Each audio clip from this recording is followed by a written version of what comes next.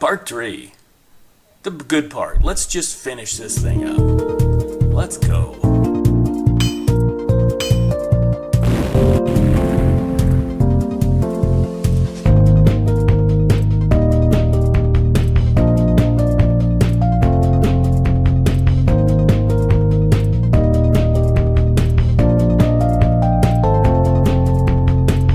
Okay, the 4 holes for the vise are in. Perfectly aligned. Had it fit on there. Now I'm finishing the painting of the base. And I got to turn my attention tomorrow to squaring up the hardy hole, 3/4 inch square. Thought it'd be nice to have a small hardy hole, same size that matches my anvil. And I can take the tools that make for one and go back and forth. But it'll be handy anyway. Handy and hardy. Hopefully it won't be Laurel and Hardy. Okay, here the bolts have been welded on the bottom. I've taken one of them off. And there's for the hardy hole, 3/4 inch. So just taking the bolts off here for the base plate. Okay, the edge of the bench is ready to accept the vise and its bathtub. It's a surround, it's a blacksmithing station. So here's the hole where the bolts go down in. So you see a couple different holes. There's welding around the edges, so I had to go down a certain width so the welding would. See, it's not like quite centered there. Anyway, so that the welding would clear, and then next hole down so the nuts, and then the bolts go all the way down. There's for the hardy hole, and it's been faceted around the edge to accept the fillets of the weld. Watch out for the fingers. Oh boy. Okay. Yes. We're down. Obviously I gotta put the front of the vise on there. Then go ahead and screw this thing down, and then I'll get that on there. Boy, that looks nice. Okay, the vise is on there. Wow, that looks sweet. Very nice. Doesn't look like an afterthought. I will have to put something to cover up that hole back there until I get some hardy tools to put in there. Very nice, very smooth. It's working very well. I thought there would probably be plenty of play in here, so I originally painted this, but it's so tight in there it couldn't go in with the paint on it. So that's actually a good thing. So stripped it off, smoothed her down. Ah, working smooth. Okay.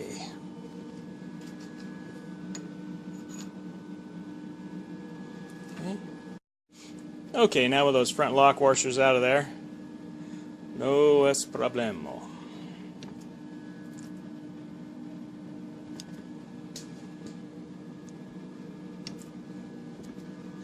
Yeah, it's interesting. See, it's swiveling. There's a bolt that comes up from underneath this. Yeah, and I thought it was weird when I took it apart is that there wasn't any thrust washers underneath it. And it's set up to bear on a orthogonal plane and concentric as well.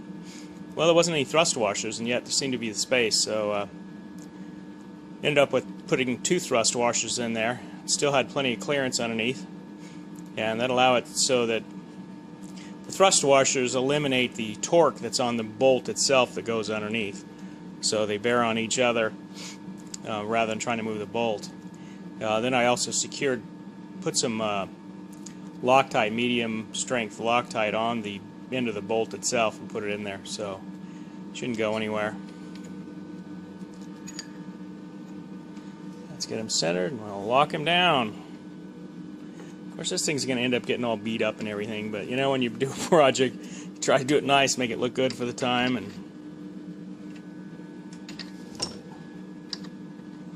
here we go. And hopefully all these little things will come in handy for bending and sizing, setting down hot items, using my torch, I often use my torch over here, and this will allow me, I can set it down, set hot things down. And I like the color of it too. Well, here's the real workbench. And I apologize for the noises in the background. It's a pretty sunny day. The inverter is cranking on. And I've got the drawers you've seen in a previous video that I got from an antique mall. Antique mall? No, just an antique store. So I've already got everything back into it. Yeah, it's pretty convenient to have these up on top. It doesn't look the greatest, but you know, it is convenient. And I don't usually work all the way back to the back corner. And figured I'd get some use out of it. I had this C-channel, real stout stuff, and decided I'd sculpt the C-channel a little bit. So I have some bending apertures, some holes. I can stick things in there and bend them or size them or whatever. I've got radiuses for bending. I've got a hardy hole, 3/4 inch hole. You do a little filing, I think, more on that. Didn't fit my 3/4 inch metal. You do a little more filing on that, but so it's kind of configured here to do a little extra bending on. I can set hot stuff on it. So yeah, let's start on the right hand side here. So a couple doors. And over here on this side, you see the post. I've got a 4x4 post that bears the force of the vise. The top of the bench is made of multiple layers of plywood, 3/4 inch plywoods. So it's nice and super strong, and I made it very flat. I was very careful as I was putting down the layers of plywood to make them flat and check each new layer and get it flat. Okay, so you know, from perspective, if someone comes and opens these, usually you're up here, that's what you're going to see, and it's nothing too interesting. But I incorporated a small, it's not a drawer, it's a small compartment here for my power tools, my battery powered tools. I had them before. I could just reach under from the top, I could just reach back, grab them, pull them out, and yet if someone was to break in and they look in this cabinet, they're not going to see them. So anyway, that was kind of nice. Some safety parts, and these drawers here, let's pull this one out. These drawers here were from a sewing desk. My wife was from her family, and one of her siblings just left the thing outside and ruined the nice desk, and got the drawers from it. We figured we could use them for something. So this one I've got my Dremel tool in. So I've got the Dremel tool and a bunch of the attachments for it. Makes it nice. So anyway, just took and kind of oiled these drawers up, cleaned them up a bit. They're just quite nice. Put some pads on the bottom of them. Felt pads. Make nice little compartments. Haven't even figured out what to do with that one yet. I think I'll do something else with this. Yeah, maybe make something, hang them. Yeah, maybe I'll hang them up from here. That makes more sense. And down here is the most important part. You know, here in the shop I use, obviously like any shop, a lot of oils, cleaners, etc.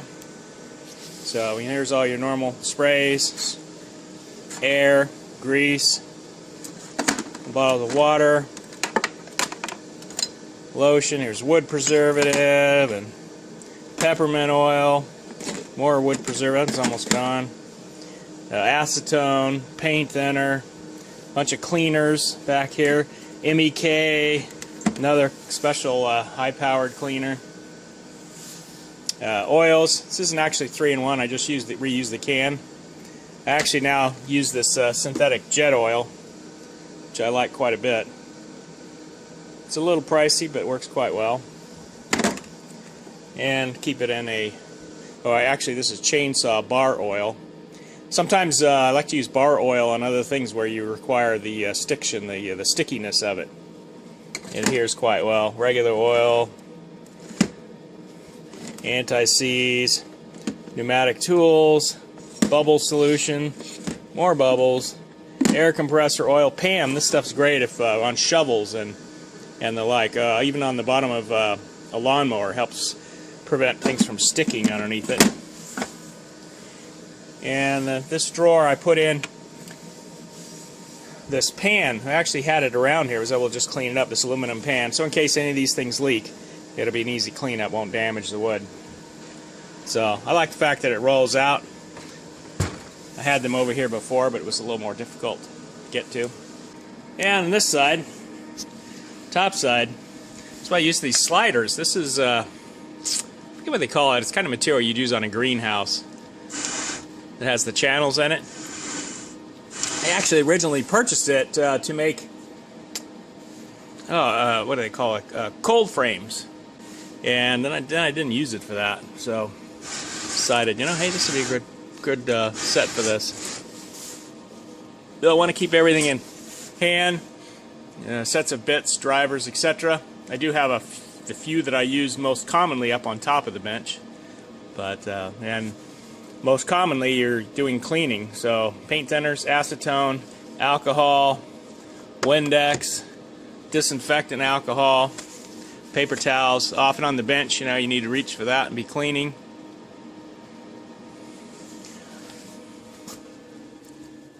Small packets of tools and wrenches and all kinds of stuff. What is that? Oh, yeah, the twist ties. I think I'm going to move that somewhere else, but yeah.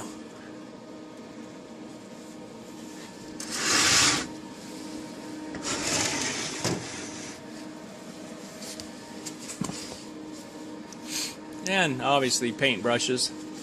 I like to keep them nice ones, keep them in their original package.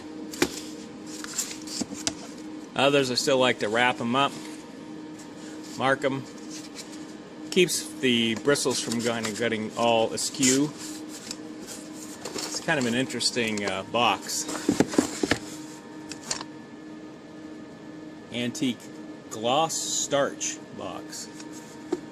Then oiled up. So various things in here. Shrink tubing, tie wraps, cotton, just a small amount of cotton rags. Here's some glass mixing boards. I had a lot of this glass stuff laying around. Works great for mixing epoxy and various elements like that. More brushes, the cheap variety, foam brushes, glue brushes down at the bottom. So I've got an assortment of things. Oh, and up on top, here's some sliders. Come in and out. They have paper items in. Some labels over here, and then I've got another slider over there for just small tablets. Allows me to just grab paper for if I need to write something out. And we get down to the drawers. This is the only of the drawers that's a large drawer. I used it to put just a few of the few of my older drills. Most of them sort of legacy drills. There's a ram set as well, stapler, a few of those miscellaneous items, glues, epoxies, staplers, some small tools. Haven't totally filled that out yet. Yeah, a voltmeter. It's often used. Yeah, thermal. Another different tools.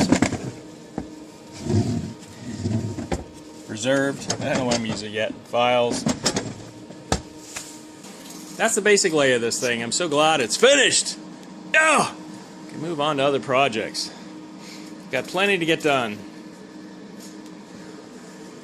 But this will make this so much nicer. So that's it. That's the intentional workbench. RH here, signing off from the intentional workbench. Hasta la proyecto. It's been a delight using the intentional workbench. It intentionally works well, so I'm enjoying it. It's wonderful to not be have bad thoughts in my head every time I look at that old accidental workbench. We got a lot of other projects here. So stay tuned. Actually, we've got a couple of wasp traps we built. They're actually out in use. So we're going to show the building and use thereof. And many projects get up in the garden, show you the status of our garden as it starts to wind down towards the end of the season. So RH here, hasta la projecto. Get on those projects. Get relentless about your homesteading. RH signing off.